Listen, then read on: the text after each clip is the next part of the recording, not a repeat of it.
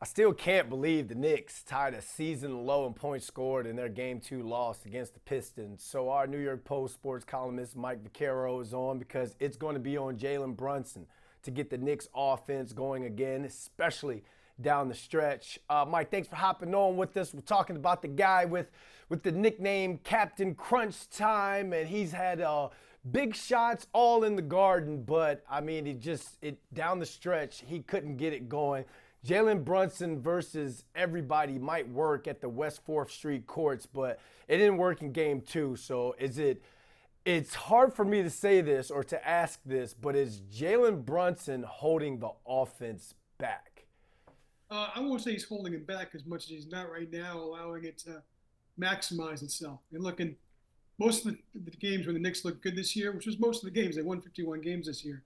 They had 30, 33, 35, sometimes 40 assists. Last night they had 15. It was similar in game one. There's a lot of ISO ball right now. There's a lot of standing around. There's a lot of Karl Anthony Towns just being invisible from the offense. And part of that's on him because he's got to demand the ball more. But part of that's on the guy who has the ball 90% of the time, and that's number 11. So, look, I mean, he was terrific last night. You can't say a guy who scored 37 points and really almost pulled off another miracle comeback played poorly. But he needs to be better, and he needs to play the position the way that he knows it's got to be played. And he admitted as much afterward that he's got to be better. He holds himself to a high standard, and I think it's only right that we hold him to a similar standard. And the Knicks are at their best when he's not only scoring but also distributing and running that offense, because those five players, when they play in sync, are something to behold, and there's something that the Pistons won't be able to guard if they ever get to that level in the series. And you talked about the ISO ball. It was weird to kind of watch that, especially like you said, when these 5 guys are in sync, and even you're talking to Campaign or Landry Shamet coming off the bench. When these guys are in sync, they're lighting the garden up. Exciting offense. So the fact that Jalen kind of took it upon himself to try and will that team for a win, he had to get the okay from Tom Thibodeau. So do you think that Jalen and Tibbs kind of don't trust the other guys as consistent scorers in big moments? Well, I think what happens is that sometimes in the playoffs you rely on what you know. And look, the last 2 years, because the supporting cast wasn't nearly as good as it is this year, that's what Jalen had to do to deliver in clutch. He had to be the offense. And it was remarkable to watch, but it was more than that. It was also essential that he play that way.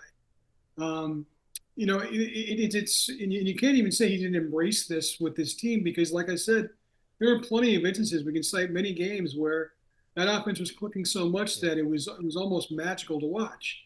And that's when the ball is moving. And when look, I mean, it helps if we're able to get out in transition a little bit. Knicks really didn't do much of that last night. That really kind of thing gets the blood flowing a little bit. But look, I mean, I'm sure that if you ask Tom Thibodeau, he'd prefer if Jalen, throwing the ball around to everybody gets a touch and it goes the way that it usually goes. It's not always as simple as the coach asking the point guard to play, at an elite level. And like I said, I mean, Jalen did do a lot of things that last night that kept the Knicks in the game and helped spearhead their comeback. But I just think in the for the next 3 to 5 games, what you really need to do, what you really need to have is a point guard who's making sure everyone touches the ball, everyone's involved, especially Towns, because I mean Towns is on an average night usually good for 25 and 12, and obviously last night he was well below that. And it's frustrating to watch, especially when you know how talented that big man is, and he's part of an off season that where Leon Rose gave up a lot to bring both he and Mikal Bridges in. So Jalen Brunson doesn't have to score 30 plus a night. These two guys didn't score a single point in the fourth quarter.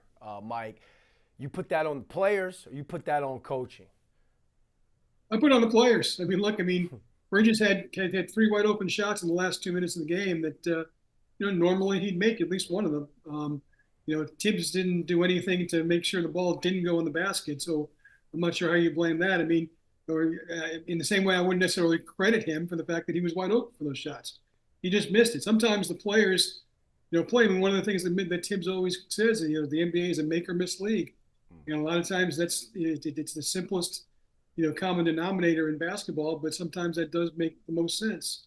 And in the same way that it probably wasn't necessarily Tibbs's ideal version to have Jalen play so much ISO ball last night. It develops in the game. I don't think that the smart move there is to bench Jalen. So I think you just have to trust him, and that trust has done wonders for this team for most of 3 years.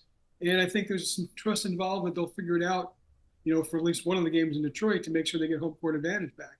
Do you see Tibbs making some sort of major adjustment to get more production out of these two guys, especially of Karl Anthony Towns?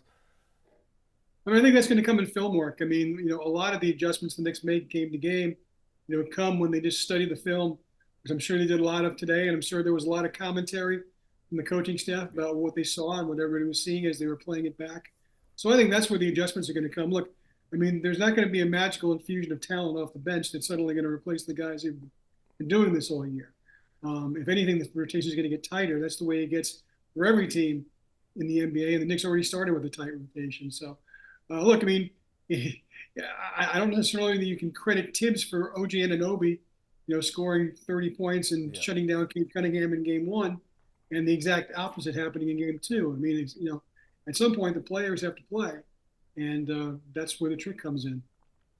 Lastly, another storyline that's making a lot of noise on this series is the Knicks kind of making a lot of a fuss about the officiating. You think that there's something there, or they should just stick or focus more on the basketball and less complaining?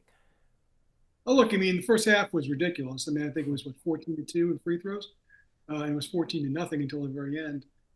Look, I would always urge teams to just, control what you can control. And you can be unhappy with referees and their calls and the way they're calling a game. I know Thibodeau mentioned specifically he was unhappy with the inconsistency with the way the game was called, and I understand that.